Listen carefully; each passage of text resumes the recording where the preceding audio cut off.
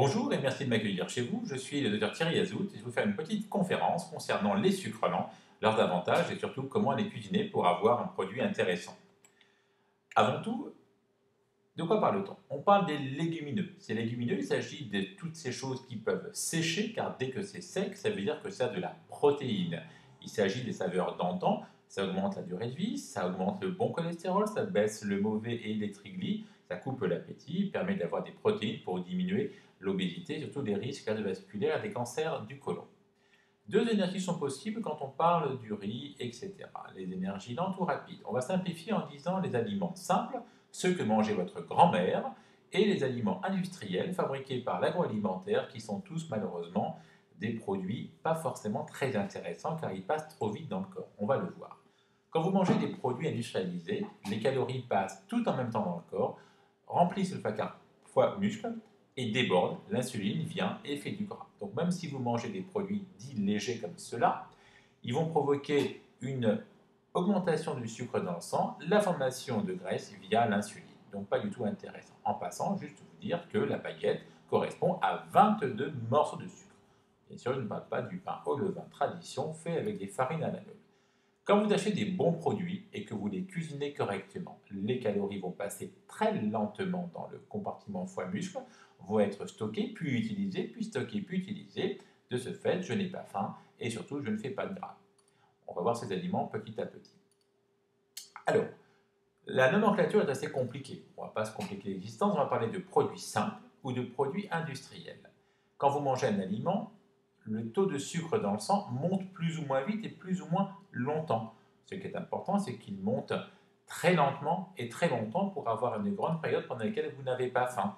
Voici comme on appelle ça l'index glycémique. Peu importe, après on a différents index qui peuvent vous aider. Vous trouverez sur Internet une balance qui est faite par Novo Nordisk qui permet à chaque aliment d'avoir son taux en sucre, mais surtout à quelle vitesse ça passe dans le sang. Exemple, le sucre, c'est la référence. Le chiffre va de 0 à 100, c'est 400 calories au 100 grammes, et 100 d'index glycémique. IG veut dire index glycémique. On voit que le veau, qui n'est pas glucidique, est à 0, et comme ça, on peut trouver différents produits.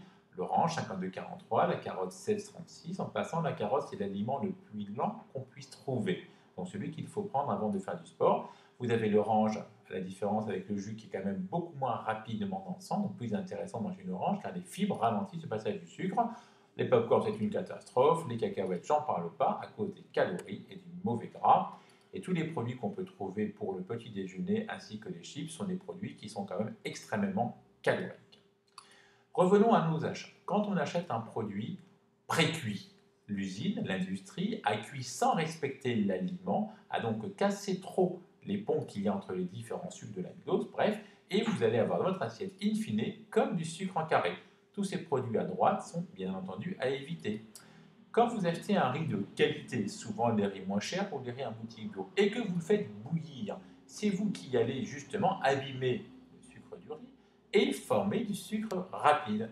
Donc deux points sont importants, il faut bien les acheter et bien les cuisiner. Ce n'est pas forcément les plus chers qui sont les plus intéressants pour votre santé. Des riz plus ou moins complets, on préfère, mais bien achetés. Alors le riz, c'est quoi? C'est une graine. Plus on l'épluche, plus on la raffine, plus on perd ce qui est intéressant pour votre santé. Le cargo n'est pas digeste, le complet, on peut le trouver, le brun est sympa, vous avez le semi-complet, et après, le riz contient des acides aminés, donc des protéines, dont les 8 essentielles qu'il nous faut. La règle est ici, un volume pour deux volumes d'eau. Mais vous avez le quinoa qui est plus intéressant car il contient 38% de protéines. C'est un produit qu'on mange beaucoup au Pérou. Très agréable, très chouette, il se mange chaud, il se mange froid, il se cuit un peu plus vite que le riz, vous avez le brun, vous avez le rouge, vous avez le marron, produit très intéressant. Comment cuire tous ces aliments? C'est simple. Un volume pour deux volumes d'eau dans un cuit-vapeur. Ce n'est pas la peine d'aller acheter un rice cooker, le cuit-vapeur suffit tout à fait. Avant cuisson, après cuisson. Comme on n'a pas à surveiller la cuisson, on peut très bien cuire différents produits en même temps, les stocker après une fois qu'ils sont cuits au frigidaire et les réchauffer la veille. Ici, vous avez sur la gauche différents produits dont on va parler. On peut le faire neutre, on peut le faire salé, on peut le faire comme ici avec de la cannelle et des framboises pour avoir un côté un peu sucré. Voici les principales céréales légumineuses que l'on trouve. Je vous rappelle que tout ce qui peut sécher est protéiné. Le millet est très intéressant quand on a des petits problèmes hépatiques. Et tous les autres, vous les connaissez, je pense. On les trouve dans les boutiques bio ou dans les grandes surfaces au rayon bio. Ce n'est pas des paquets très pratiques, donc je vous conseille de les stocker dans des bouteilles en verre, d'anciennes bouteilles de jus de fruits qui ont un fort goulot au-dessus, et de prendre une entonnoir maison pour pouvoir entrer à l'intérieur. Voici un placard bien achalandé qui permettra de choisir avec plaisir et d'utiliser facilement. Parlons des lentilles, il y a différentes sortes, la brune, la rouge, la rose, la lentille verte, selon notre goût et notre envie, elles ont des saveurs un peu différentes et se mangent différemment. N'oubliez pas la lentille car c'est un produit très chouette. Il faut la rincer à grande eau, enlever celle qui flotte, des petits cailloux ne la mettent non plus, et il ne faut jamais la faire tremper, c'est une vieille idée. Autre vieille idée, on ne met pas le sel quand on cuit des lentilles, sinon ça va les durcir. On peut les manger en soupe, en velouté, en purée, en potage, en salade. On dit souvent que la verte va mieux avec la viande et que la rouge mieux avec le poisson. Vous trouverez sur mon site ou bien sur internet. C'est un produit très intéressant qui, en plus d'apporter des sucres lents, apporte du fer et des folates. Très intéressant pour les femmes. C'est très digeste, ça a beaucoup de fibres, en calories n'est pas énorme, et puis donc comme vous voyez, il y a pas mal de fibres et des protéines à l'intérieur, type végétal. La lentille verte a un nom, on l'appelle le caviar végétal. Elle est cultivée dans une ville particulière qui s'appelle Le Puy et qui a très peu d'eau, d'où l'avantage d'avoir cette lentille verte qui est extrêmement fine au goût et très bonne à cause de son fort stress hydrique pendant sa cuisson. Nous allons faire une petite recette. Allez, une lentille avec des fruits de mer et des légumes. Je prends un volume de lentilles, deux volumes d'eau identiques. Je vais utiliser des ramequins. Je mets mon volume de lentilles, mes deux volumes d'eau à l'intérieur. Je rajoute pour le goût une petite cuillère à moka d'huile aromatisée à la truffe noire. Et je mets tranquillement ça à cuire dans mon cuve vapeur qui ne demandera aucune surveillance. Au bout d'une petite demi-heure, c'est cuit. Je vais y rajouter des légumes avec des fruits de mer que pour des raisons de simplicité, je vais prendre congelés. Là, quand on les voit, elles sont encore un peu croquantes. Il manque encore une vingtaine de minutes de cuisson. Donc, j'utilise des produits surgelés parce que c'est aussi simple. Je vais les mettre par-dessus mes ramequins de lentilles, quelques épices, et ça repart une quinzaine de minutes à la vapeur. L'appareil vapeur, faites le point toutes les 10 minutes, c'est plus simple, vous êtes sûr de ne pas vous tromper, de ne pas trop cuire. Voilà, facile à faire. Bon, et là, on a bien ce qu'on aime bien, ça veut dire la moitié du volume de l'assiette en protéines, un tiers de légumes, un tiers de sucre lent. La pasta, attention, car elle peut faire à la fois grossir ou maigrir. La pasta est faite avec du blé. Quand on cuit mal les pâtes, elles font grossir. Elles sont trop cuites, trop lentes, trop lentement, trop grasses, on en mange trop, mauvais. En Italie, comment fait-on? C'est des pâtes plutôt fraîches, certainement pas des pâtes pré-cuites, plutôt complètes, mais c'est pas une obligation. Par contre, il faut les saisir brutalement dans beaucoup d'eau afin de la saisir et de la laisser al dente. Rappelez-vous de la phrase, c'est l'homme qui attend la pâte et pas l'inverse.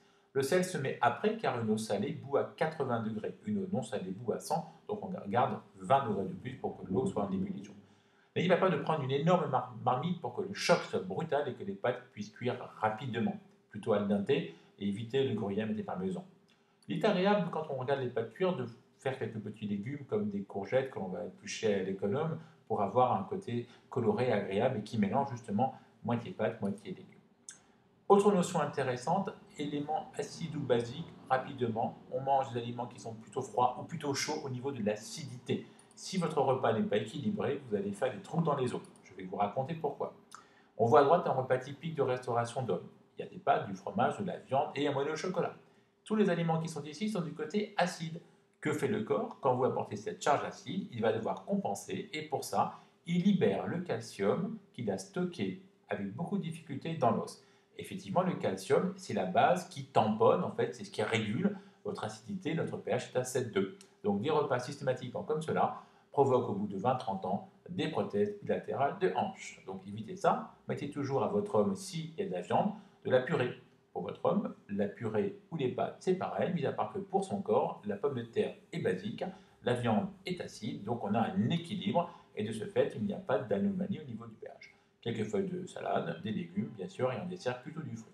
Vous remarquerez qu'à gauche, extrêmement basique, j'ai l'épinard, et qu'à droite, j'ai le parmesan.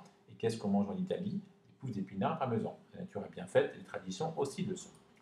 Voilà, tous ces produits, vous les trouvez en boutique bio, plutôt que dans les grandes surfaces ou dans le rayon des grandes surfaces.